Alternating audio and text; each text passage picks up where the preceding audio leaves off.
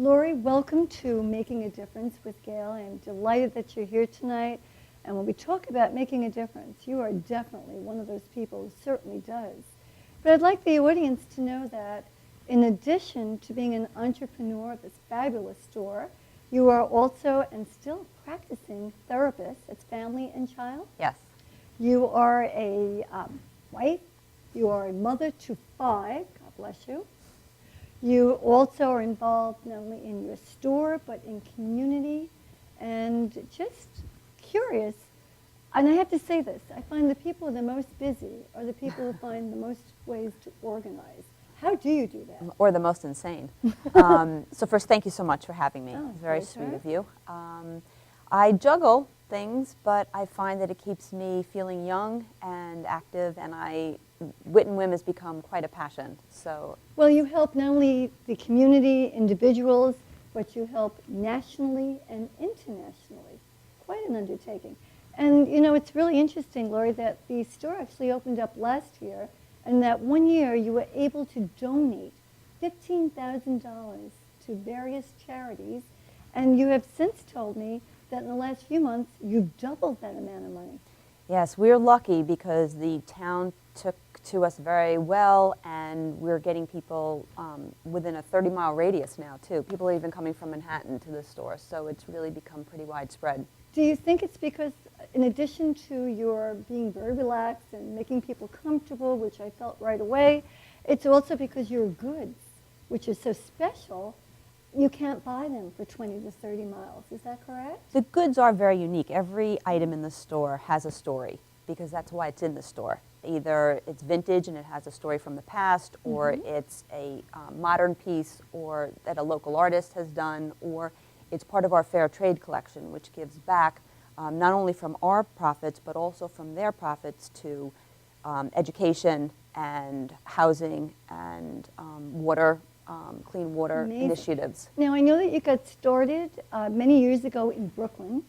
No. No? Yeah, no, this is my The first and idea. only No, store. the idea It has a was- Brooklyn feel, yes. Right. Because what I read about you, and you can correct me if I'm wrong, that it was tea and flea, where people, am I correct, came to your place in Brooklyn, and you talked about local causes and flea goods, right? Like a flea market, Like a yes. flea market. I So turned tell my me a little house. bit about that. Is that how this basically started, or did it happen when you moved to Fort Washington? It was a little bug Oh, that started several okay. years ago with a fundraiser that I had done.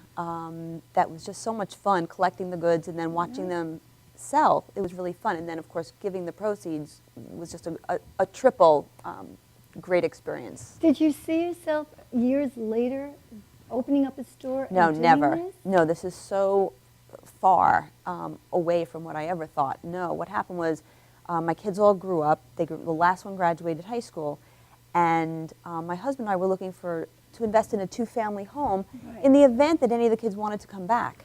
And this one particular 2-family home that we were interested in had like this little space that was, I wasn't sure what we were going to do with that space. And the home was recently restored from 1885. 1885, right. And it was the old Carlton Market.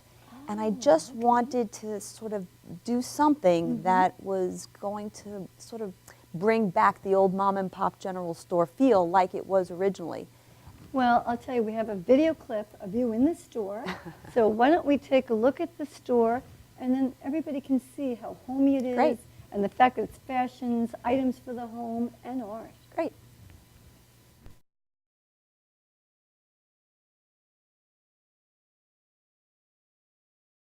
Everything in the store has a story. That's one of the ideas behind the store.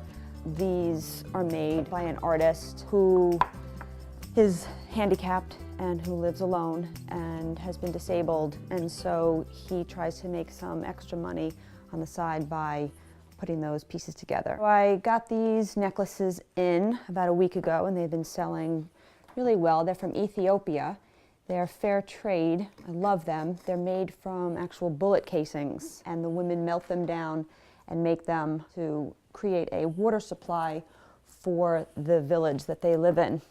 Schienman has developed meaningful relationships with customers who sometimes come in more for the therapy than for the retail.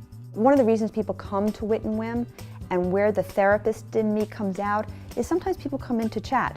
They're coming in to buy a gift, but they're coming in for more. Our customer service is really tailored, you know, in such a way that we get to know our customers, and I buy with my customers in mind. Love it. When you see that, how proud and how accomplished you must feel. It's still shocking to me It's that I shocking own this to you. store. Sometimes I walk into the shop and I'm like, is this really mine?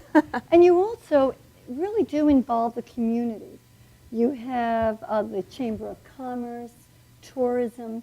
So how does one get together and get everybody involved and do It's so something much like fun. It's actually, that's the most fun that I have in the shop, is that we really involve the community, whether we're doing an art gallery showing of a new artist, or whether we're doing a kids project to make children aware of like pediatric cancer for Penelope's Odyssey, Right. where we had children come and make dream catchers that they gave to the children in the hospital, along with our funds for that month's Yeah, work. I think the audience should know that each month you have a different charity that you have helped out with.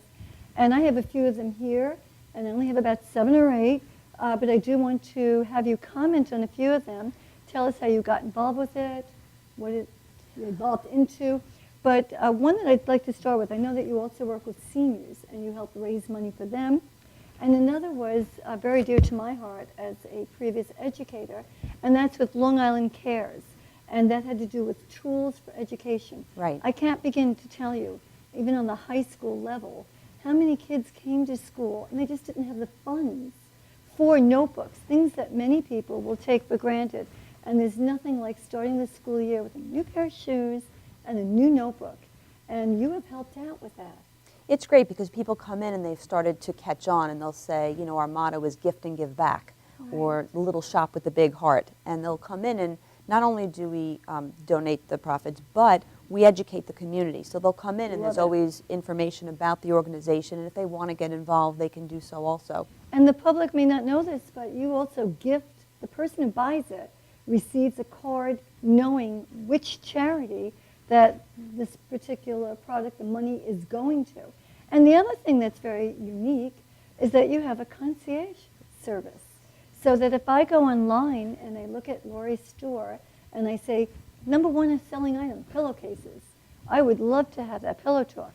I would love that. You will actually shop, send it, and take care of it, and then the money will be donated to a particular charity. Right. It's even one step better than that. If you didn't know what we had in our store, but Right. you just liked the idea, you can call us up and tell us who you're buying a gift for, a few bits of information about that person.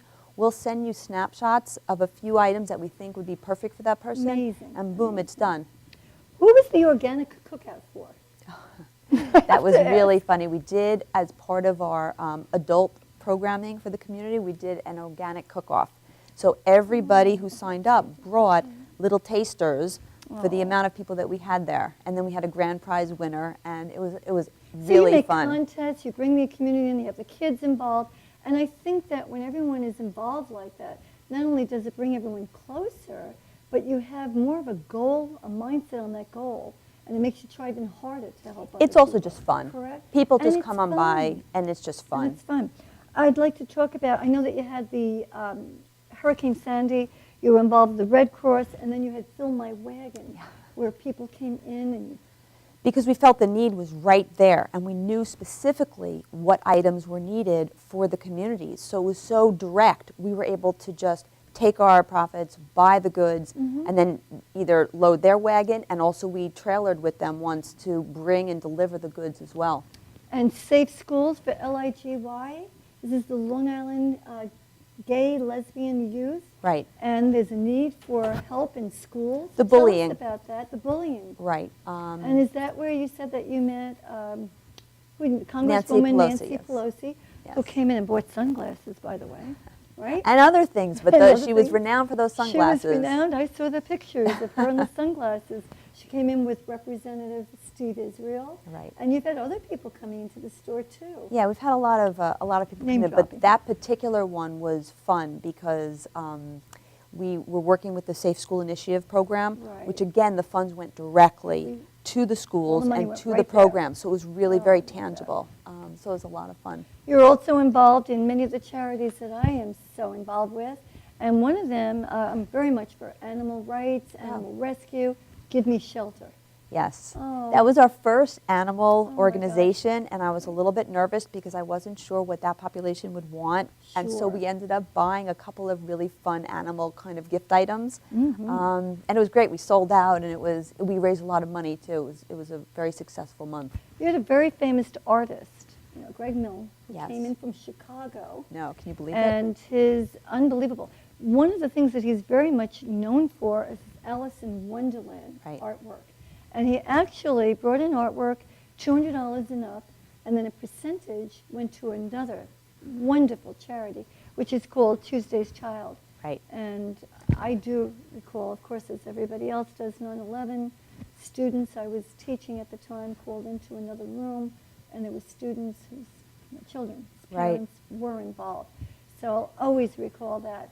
But Tuesday's Child, you donated a percentage. That was a from fabulous. Tell me about That was a fabulous month because there were a lot of multi-layered collaborative work in that month. And so, for example, one of our vintage items that month that was on auction so that we could raise even more money for Oh, Tuesday's that's Children. great. We had one of the original. When we went to 50 states, we had one of the original flags that was produced in Pennsylvania that went to each state, one of the original flags, and we auctioned that. So that was fantastic. And then we had the kids involved, and they did a I love flag that. project. Everybody get involved. And so it was a really great I month. have to ask you, and I have a few more questions, but who has most inspired you that you are so altruistic and so into giving back? Where does that come from, Laurie? So I've had a lot of great mentors in my life, and my father was very instrumental in helping me brand Wit and Whim. He was sick with lung cancer and sort of withdrawn, and I brought him sort of into wanting to help, stay Sure, around just sure. to see this thing come to fruition.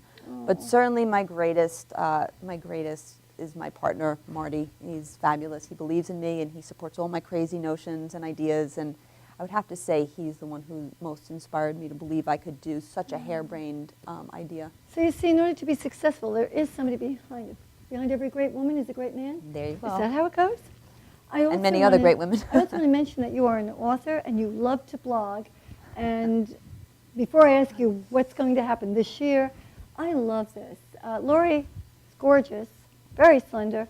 She confided in one of her blogs that she shares, and that's how you really get to know people through their writing. She said she was a chubby little 8-year-old, and she had a neighbor who used to tell her about the ugly duckling story and encouraged her. Would you very quickly just share with the viewers, because that kind of sums up. It's actually Beautiful. a crazy story. This was a real person, but what happened was a woman walked into my shop and said, "Everybody tells me I have to meet you." And it turns out that she had a line of clothing that she wanted to bring into the store. And so I thought she was really talking to me about that, and I was a little bit nervous because it's my store and I'm very careful about who comes in. course. But as we started talking, she disclosed that she's from upstate and that she had a house near Woodstock, ironically today's hot We topic. talk about Woodstock.